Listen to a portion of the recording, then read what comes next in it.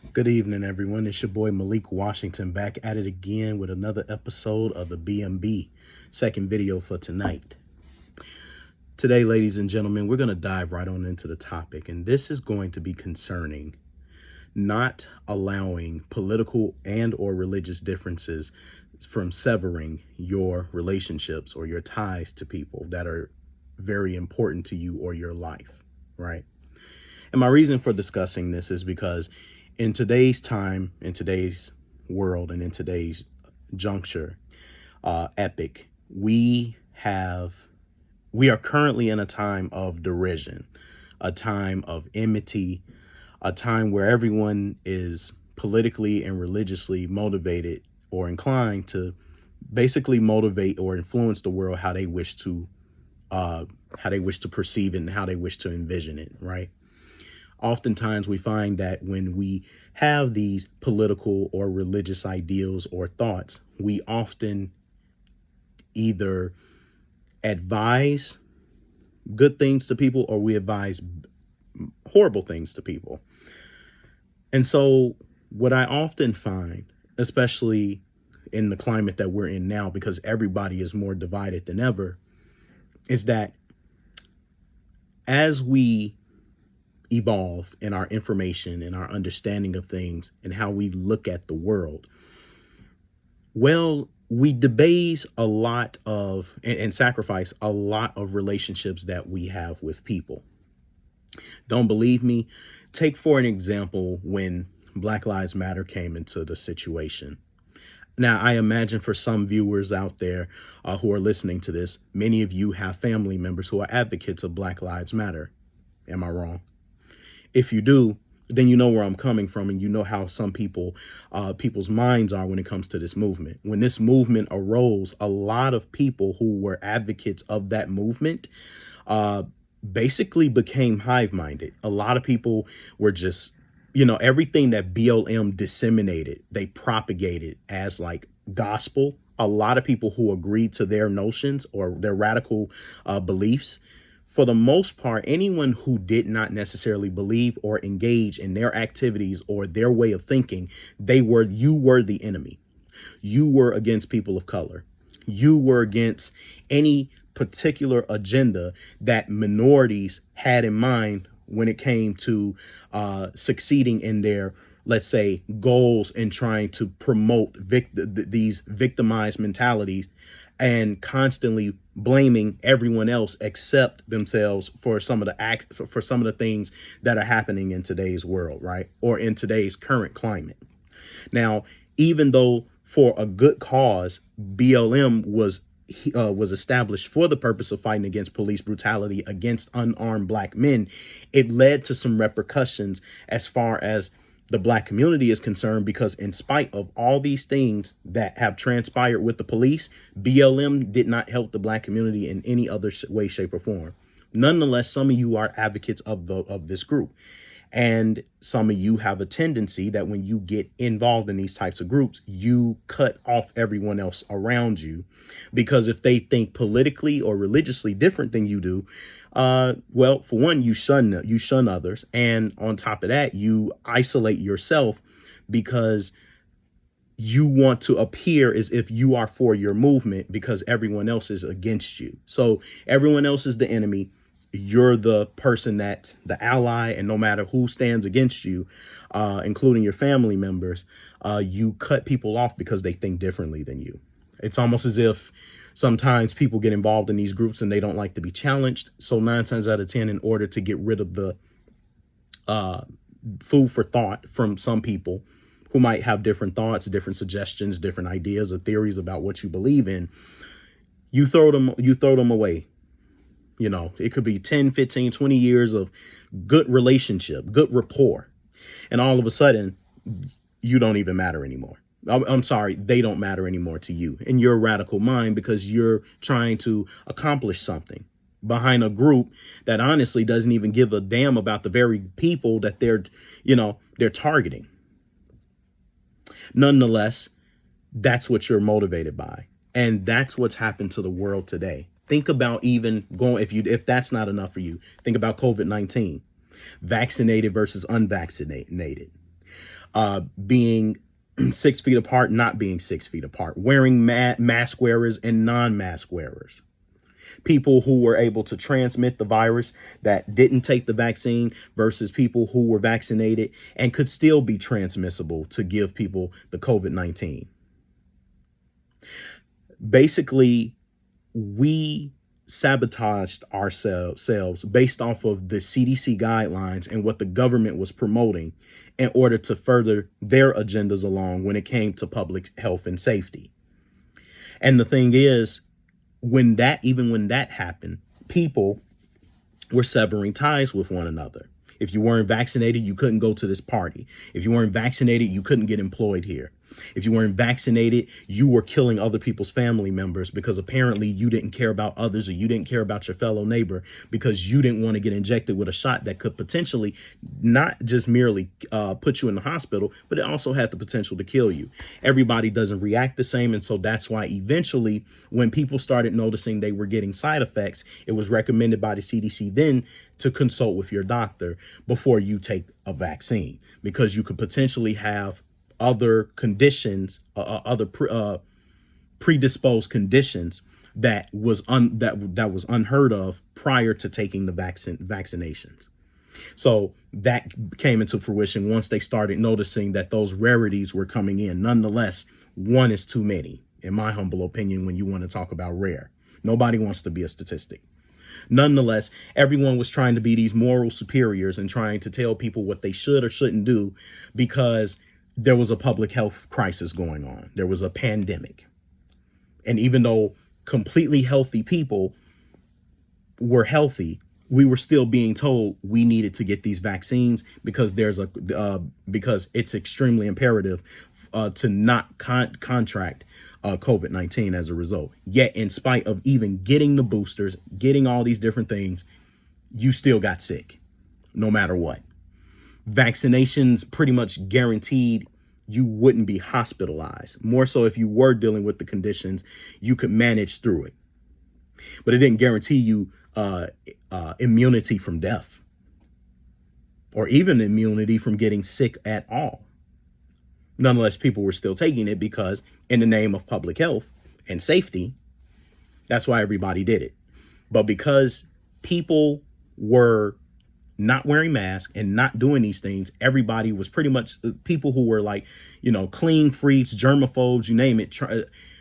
All of a sudden, we need to sever ties because clearly you all don't want to do what it is that the CDC is saying. So now I'm going to cut ties with you because you're not doing whatever the government is telling you to do. So now, once again, the government gets involved into our personal private affairs, and we feel compelled in our mind because we're hive-minded and we want to be safe. We don't want to die from the vaccine. I keep saying vaccine, from the virus. We don't want to die from the virus. All of a sudden, now you want to be public enemy number one, and you want to start cutting everybody off because some people were vaccinated while everybody else is unvaccinated. Like, they were disgusting human beings. Like, nobody was human anymore during COVID-19. All of a sudden, everybody, you look at others, you just look at a big ass blob of germs just sitting right in front of you. Like, get away from me, you disgusting fiend. Like, that's the way a lot of people were looking at each other these days, right? During those times. And it was terrible, and that was a time where even the doctors, especially if they had older relatives that they wanted to see in these hospitals, they couldn't even go and see them because of COVID-19 guidelines. Some people had to literally sit on the outside the hospitals simply because they couldn't go see their dying loved ones who were being infected by the COVID-19 virus. Just so that they wouldn't get it, they separated families. So what I'm saying is, ladies and gentlemen, looking at those two big, broad examples alone, look at how it caused such a huge derision amongst the American people.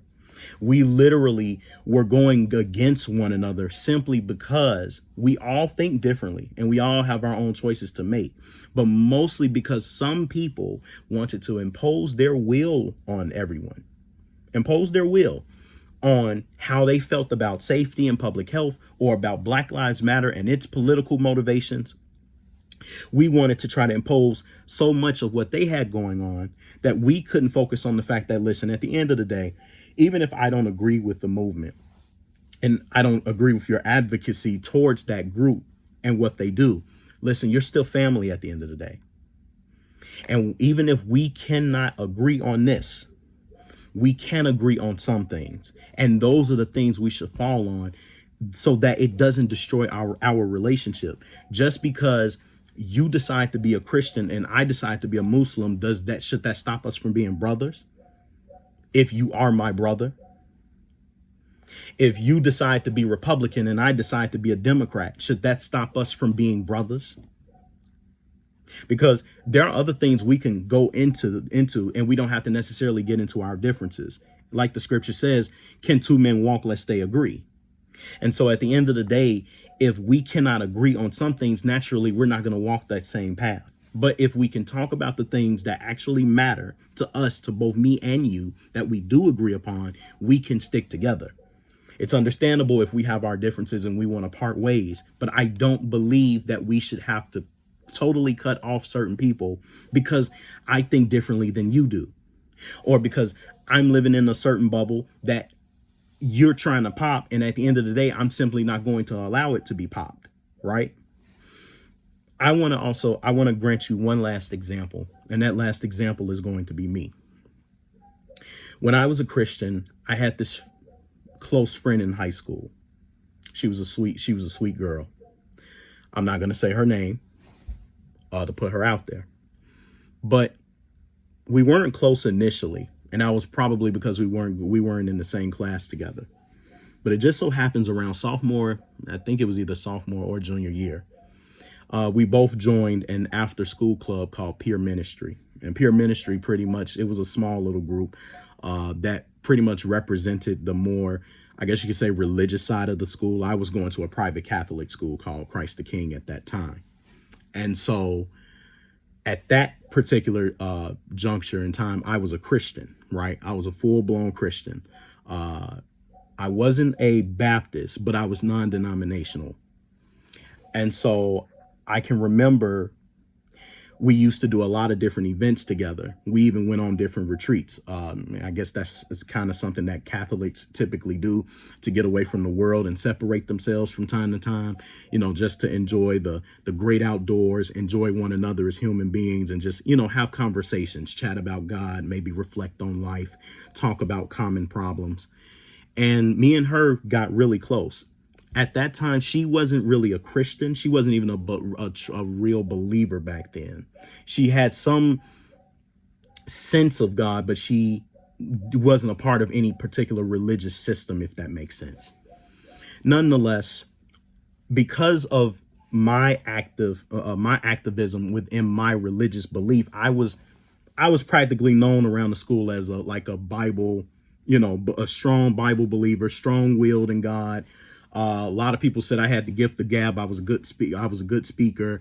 But of course, in turn, part of that was the reason why I was also getting bullied, because they called me a preacher's boy, even though I was never under a preacher. Strangely enough. And I didn't even know what that was all about. But nonetheless, they called me a preacher's boy and all this jazz, right? But she appreciated me being the person that I was. And so we got pretty close. And often when she heard me talk about God in our groups and things like that, she was inspired by it. As a result of that, she became a Christian because of me.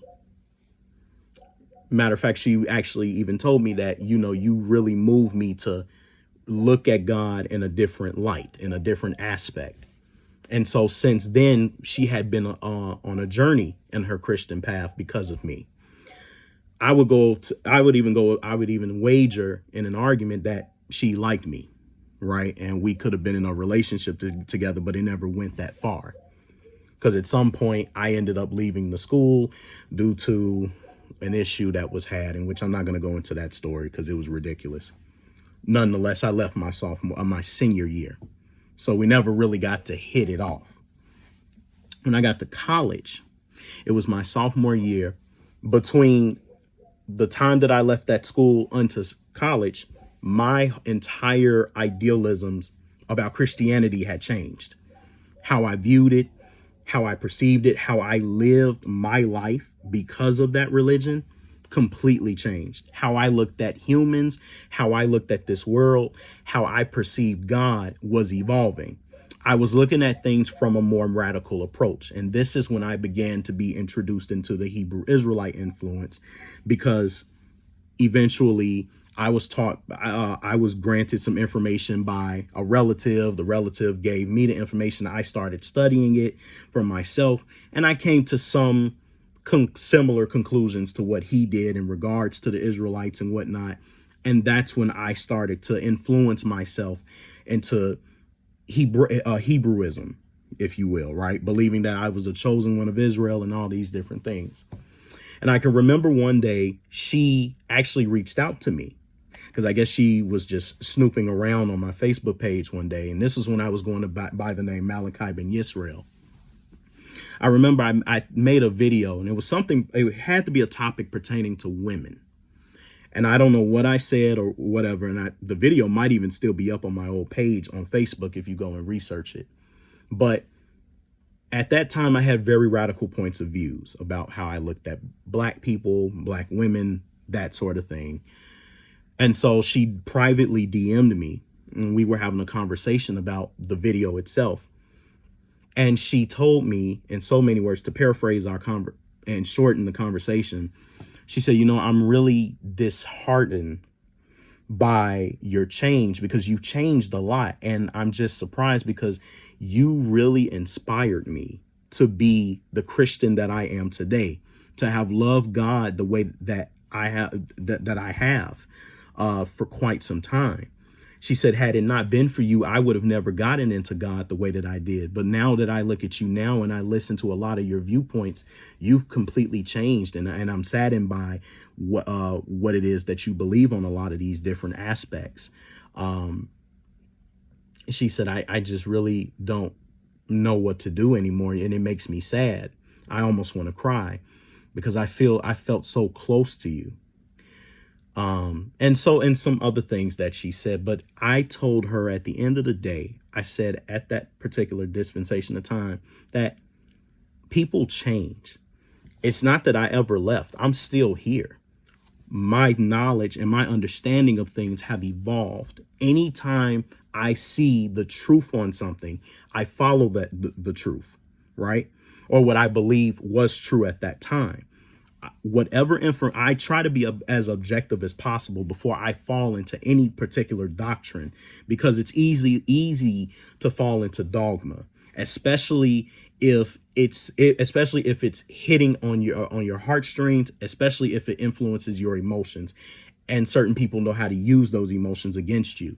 But me personally, I've always been objective when I take in certain information that conflicts with my initial beliefs. Christianity was just not working for me anymore. And I realized what the Bible was really conveying as I was in this movement. But even when I was under that influence, I was debating, and my close friend could tell you, I was debating the hell out of the Hebrew Israelites on a lot of their different beliefs. I never went in just completely following everything that they said because, oh, we're black and we're chosen and we're this and we're that. And it's like, but hold on. There's also conflicting information in here. It's not just black people that were chosen by God. God utilized practically Gentiles and Israelites on both sides.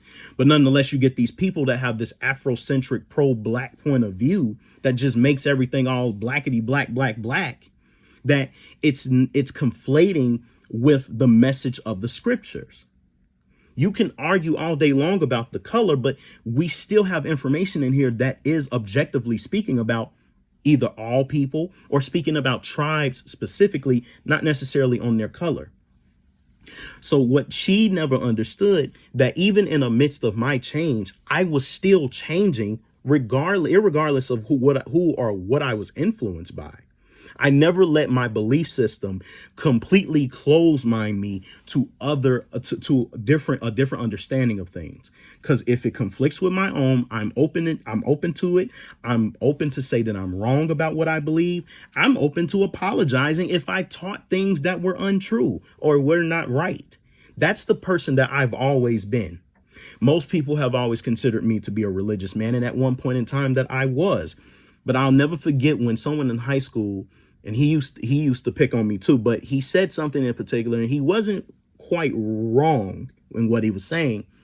But he told me in so many words, he said, you think you're religious, but you're really not religious.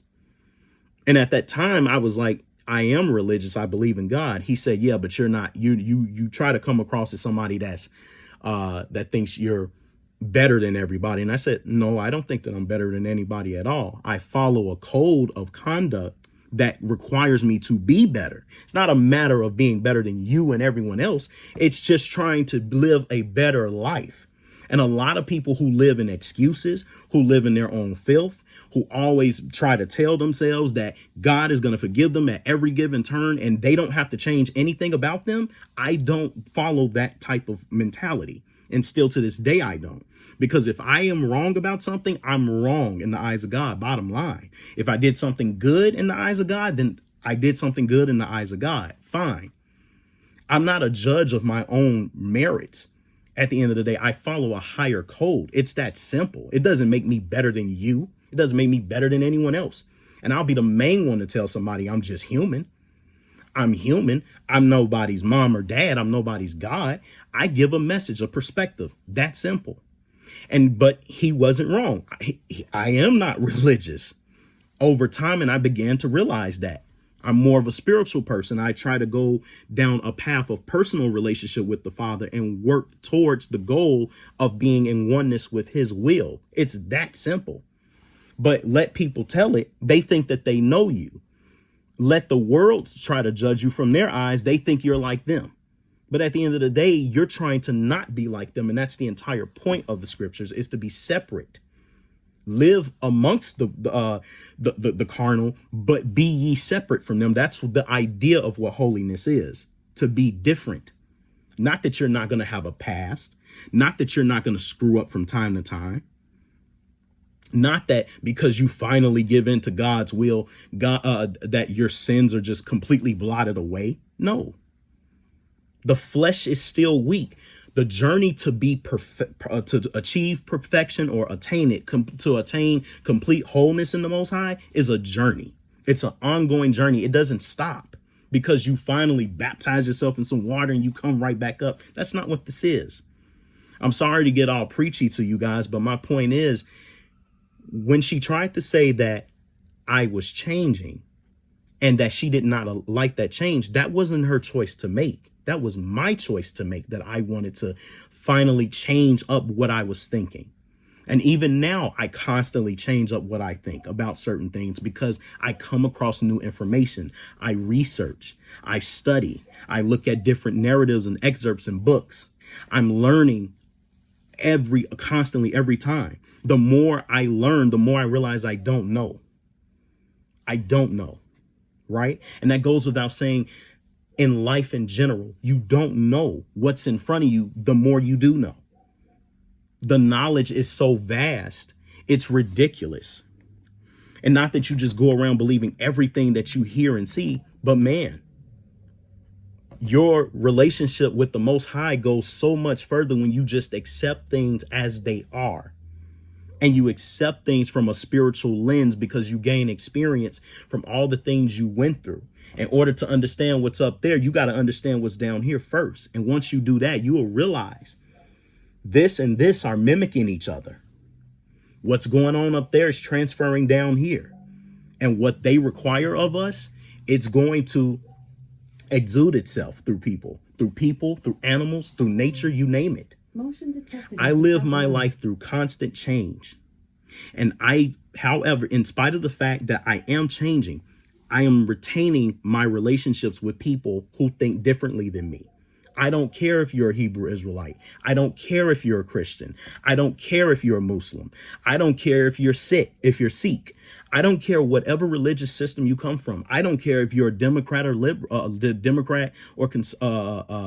Republican. I don't care if you're liberal or conservative or even in the middle, which is an independent or a libertarian. I respect people for what they stand for. If that's what you stand for, that is your path and your choice to make until the truth comes out at the appointed time that it's meant to come out. Whatever God is up there that's watching us, or whatever your gods are, I don't know. But whatever I follow is the code I follow, and I try to be the example of it. So internalize it so others people can, if that's what they want to follow, they can follow it.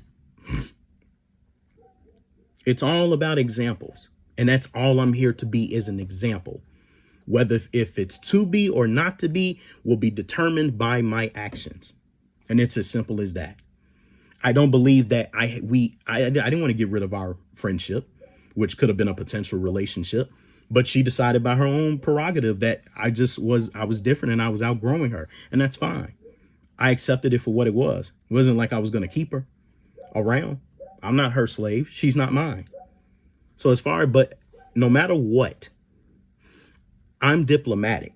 I will listen to you. And if you have a different point of view from me, fine. I'm not going to break you down because of it.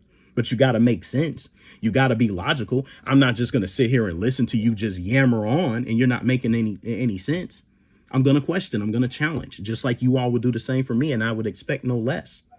If I can't defend my position, why do I believe it? If I can't tell you all why I stand on what I stand on, why represent it? So at the end of the day, I'm not looking to proselytize, coerce, or do anything to anybody. I'm just here to put out a message. You can receive it, don't receive it at all. But at the end of the day, I'm not going to sever ties with you. You're still my friend. You're still my brother. You're still my sister. You're still my dad. You're still my mom. I'm not changing anything because I'm human at the end of the day. And I'm liable to be wrong as well as I'm liable to be right. But I'm just looking to be truthful and to be honest and to be outspoken enough to just be able to share with you the information. What you do with the information is entirely up to you. And that's it. That's all. And that's all I have to say about that. So, ladies and gentlemen, my name is Malik Washington. I appreciate you for listening. If you got this far, stay tuned until the next episode. I'll see you soon. Oh, don't forget to like and subscribe to the channel. Love you all. Peace.